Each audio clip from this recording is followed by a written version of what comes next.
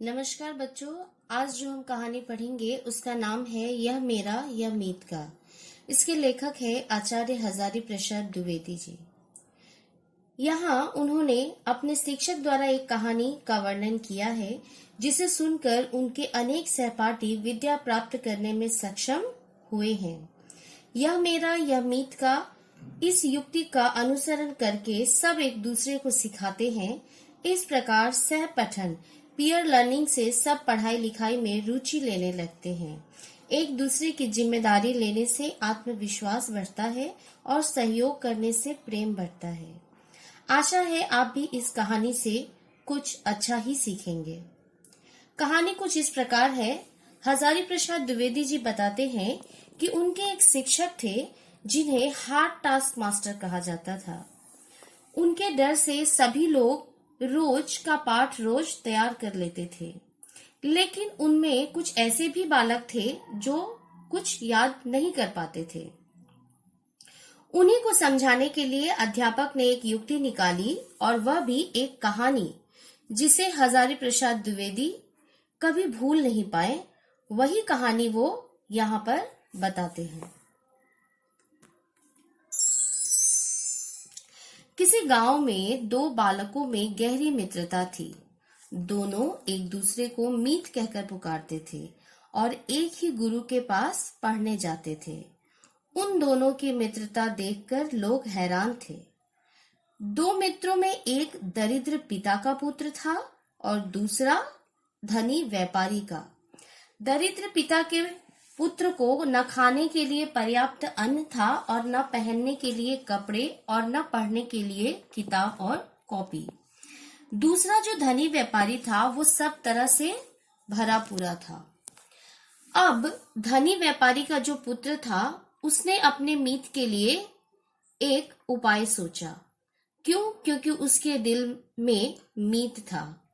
इसी हृदय की प्रेरणा से ही एक दिन वह अपने पिता के सामने अड़ गया कि यदि दरिद्रता के कारण मेरा मीत पढ़ लिख नहीं सकता तो मैं भी नहीं पढ़ूंगा।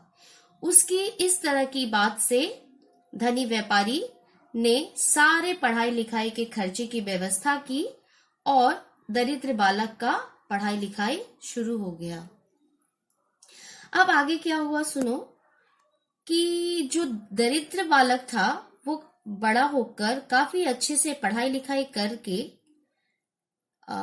अर्थशास्त्र, राजनीति शास्त्र, इतिहास, धर्मशास्त्र आदि नाना विद्याओं का प्रकांड विद्वान के रूप में प्रतिष्ठित हुआ। उसकी ख्याति सुनकर उस राज्य के राजा ने उसे अपने दरबार में भव्य स्वागत किया और उसकी बुद्धता पर मुग्ध होकर उसे अपना मंत्री बना लिया। इधर दूसरी ओर क्या हुआ, व्यापारी के भाग्य पे वज्रपात हो गया। अकस्मात एक रात डाकुओं ने उसकी सारी संपत्ति लूट ली और जान बचाने के लिए जब उसके परिवार के लोग घर से बाहर निकल आए तब डाकुओं ने उसका घर भी फूंक दिया। इसी शोक में व्यापारी स्वर्ग सिधार गया और उसका पुत्र जो था वो दाने दाने का मोहताज हो गया। अब परिवार के भरण पोषण के लिए उसके सामने भीख मांगने के सिवाय कोई रास्ता नहीं था। उसके बाद एक दिन राजधानी के मार्ग पर अपने पुराने मित्र को फटेहाल भिक्षुक के रूप में देखकर मंत्री को बहुत दुख हुआ। ये वही मंत्री जिसे कि व्यापारी के पुत्र ने मदद की थी और उसे पढ़ाया लिखाया था। यह उसका वही मीत था। वह मीत उसे वह घर लेके आया। मीत के परिवार को भी बुलवा भेजा, कुछ दिन खिलाया पिलाया। तो एक दिन व्यापारी मित्र बोला, इस तरह हम कब तक तुम्हारे मेहमान बने रहेंगे? मुझे कुछ धन उधार दे दो, मैं फिर से व्यापार शुरू करूंगा। राज्य का मंत्री होते हुए भी उसके मीत ने इतना धन एकत्र नहीं किया था जिससे वह अपने मीत की तत्काल सहायता कर सके। कुछ देर सोचने के बाद मंत्री ने व्यापारी से कहा, विपत्ति में घबराते नहीं मीत। हमारे महाराज प्रत्येक पूर्णिमा के दिन याचकों को दान देते हैं। जो याचक सबसे पहले सामने आता है, राजा उसे 100 मुद्राएं दिलाते हैं। आज से तीसरे दिन ही पूर्णिमा है। तुम कल रात को ही राजमहल पहुंचकर मुझसे मिलना। मैं राजा के सामने सबसे पहले तुम्हारे पहुंचने की सारी व्यवस्था कर दूंगा।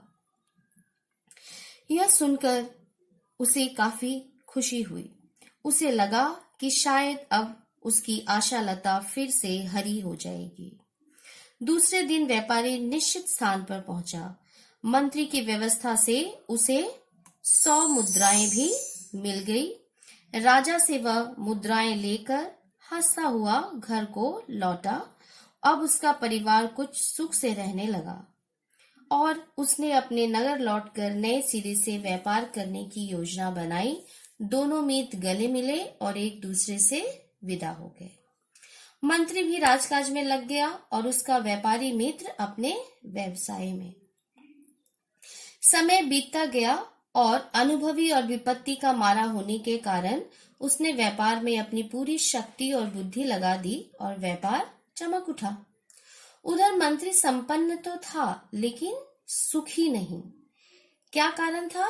ये कारण था कि उसका बेटा बहुत नालायक था।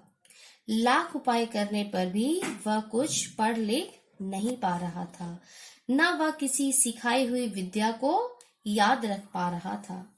तो मंत्री को अपने मीत की याद आई।